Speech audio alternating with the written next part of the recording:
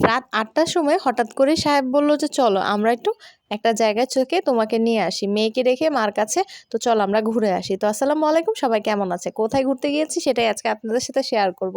তো দেখেন অনেক সুন্দর একটা প্লেসে কিন্তু ঘুরতে গিয়েছিলাম। দেখেন চেনা, চেনা লাগছে রাস্তাঘাটগুলো।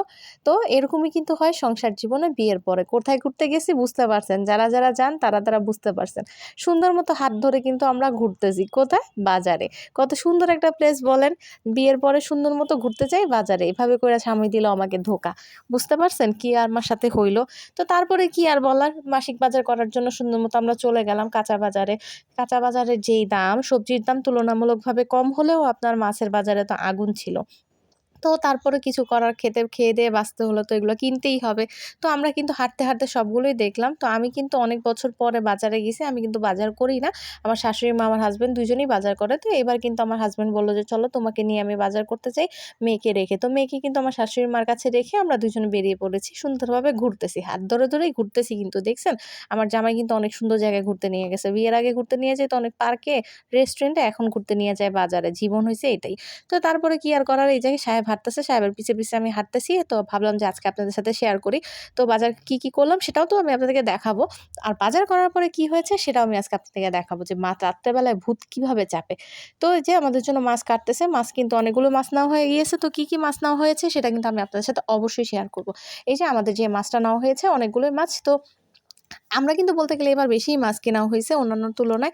এই যে বাসায় আসার পরে কিন্তু সবগুলোই দেখানো হচ্ছে যে কি নিছি। বোয়াল মাছ, তারপরে হচ্ছে পাবদা মাছ, তারপরে ইলিশ মাছ, রুই মাছ, কাতল মাছ, তেলাপিয়া মাছ, অনেকগুলোই মাছই ছিল। তো অনেক কিছুই নিল। তো আমি ভাবলাম যে আপনাদের সাথে শেয়ার করি। তো মা সবগুলো মানে বাসায় আসার পরে সবগুলোই বের করতেছিল। এই যে পাবদা মাছ বের করতেছে। তো মাসিক বাজার কিন্তু অলমোস্ট করা হয়ে গিয়েছে। কাঁচা বাজার তো সবসময় আপনার রেগুলার লাগেই যখন যা করা হয়। তো এই দেখেন মাছ কিন্তু মা চেক করে দেখতেছে মাছটা ভালো কিনা। কারণ আমার শাশুড়ি মা কিন্তু মানে বেছে সবসময় দেখে কিনে। তো আজকে যেহেতু আমি গিয়েছিলাম, তো খারাপ হয়েছে কিনা ভালো তো সে চেক করে দেখতেছিল। তো সবগুলো মাছই বের করে ফেললাম। ইলিশ মাছও ছিল। তো মাছেরও কিন্তু ভালোই দাম। রুই মাছ সবকিছুরই মোটামুটি ভালো দাম। তো তারপরে কিন্তু মাছের সাথে পাশাপাশি চিকেন-টিকেন তো এগুলো কেনা হয়েছে। চিকেন, তারপরে বাচ্চার জন্য ফল, এই যে কাঁচা সবজি সবকিছুই কেনা হয়েছে। এইগুলো কেনার পরে যা হইছে সেটাই আপনাদের সাথে শেয়ার। তো বাচ্চার মাদের যেই কাজ, বাচ্চাদের জন্য যখনই বাজারে যাবেন, এই যে বাচ্চার জন্য যা জিনিস তা কিন্তু দরকার লাগেই প্রতি মাসে। তো বাচ্চার জন্য ফল-টল, পিঠা বানানোর জন্য যা দরকার সবকিছুই কিন্তু আমার সাহেব নিয়ে আসছে। তারপরে এখন বাজে রাত ২টা। ২টার সময় আমাদের বাসায় রান্না হচ্ছে। এই দেখেন পাঙ্গাস মাছ। পাঙ্গাস মাছ এক চুলায় আর আরেক চুলায় হচ্ছে চিকেন। তো শুধুমাত্র পাঙ্গাস মাছ না, রাত ২টার সময় কিন্তু অনেকগুলোই রেসিপি রান্না করা হইছে। কারণ আমাদের দিনের বেলায় গ্যাস কম থাকে। তো সেই গ্যাসে রান্না করা যায় না। তো আমার সাহেব কি করছে, হুট করেই সে একজনকে ইনভাইট করে ফেলছে আমার ফ্যামিলি মেম্বারদেরকে। তো তারপরে কি, খুব অল্প মানুষজন আসবে। তো চটজলদি আমার শাশুড়ি মা যেভাবে রেসিপি পেরেছে এই রাত্রেবেলায় সে করেছে। কারণ আমার হাসব্যান্ড যখন একবার বলবে যে এটা করতে হবে, এটা করতেই হবে। মানে তার কথা যে সবাইকে একসাথে খাওয়াবে অনেকদিন পরে। সবাইকে বলতে মানে ৪ থেকে ৫ জন।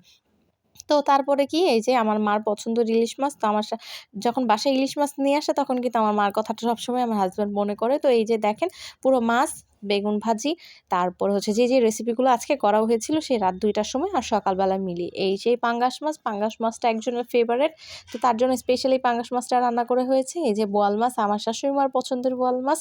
তারপরে হচ্ছে আপনার মানে মোটামুটি অনেকগুলো রেসিপি করা হইছে। সব মাছেরই আইটেম। রুই মাছ, তারপরে হচ্ছে আপনার ডিম, তারপরে হচ্ছে আপনার মুরগি দিয়ে আপনার কোরমা যেটাকে বলে সেটা, মানে বরিশালের মানুষ এটা একটু বেশিই পছন্দ করে। কোরমা সবকিছুই করা হয়েছে।